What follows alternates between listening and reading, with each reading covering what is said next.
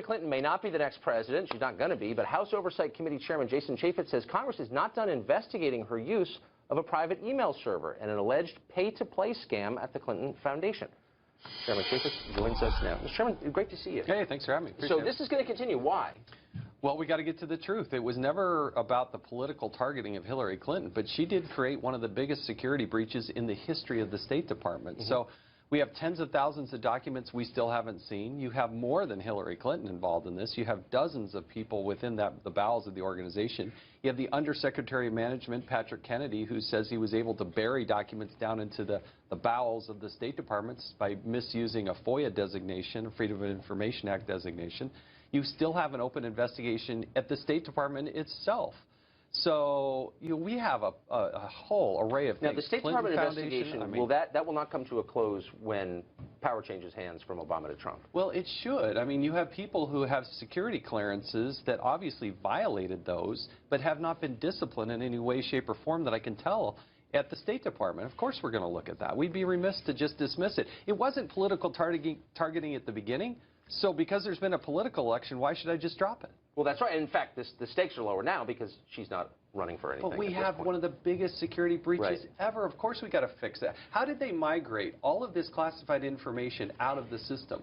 You know, you're not sitting at one computer. The mechanics of it, you mean? Yeah. You're not Do you not sitting know that yet? No, because you can't sit at one computer and, oh, this one's classified, this one's not classified. Somebody had to physically take that and put it on another system, either upload it on a thumb drive or retype it in. So what's the answer? Have you asked them directly? Well, that's why they owe us tens of thousands of documents from the Department of Justice and from the State Department itself. So here's a mechanical question that kind of got lost in the noise of the final week of the campaign.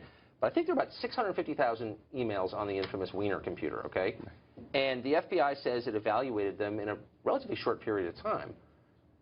It takes me weeks to get my passport renewed. How did they do that? And why did it take, when they were looking at 30,000, it took a month to get through it? They also were if you go back and actually read that letter, they only looked at Hillary Clinton's emails while she was Secretary of State. Well, the committee is very interested in what she did when she set up her server, which was actually the day she started her Senate confirmation. And what about all those months and years after the fact? Because we still, here in 2016, getting ready to celebrate New Year's, we still don't have the documents that go back to 2009. If you were president, newly elected president, would you keep Comey on as FBI director? Look, I am not in the position to make that direction. Do you have confidence in him personally? Yes, I do have confidence in him. I have nothing to believe that he was politically motivated. He'd had a duty and an obligation to actually present to Congress the fact that he was, because of our July hearing, that he was actually continuing the investigation when he said that it was had concluded. It was obviously not. They were going to spend money and resources. He had to notify Congress. And so to that regard, he did the right thing. Huh.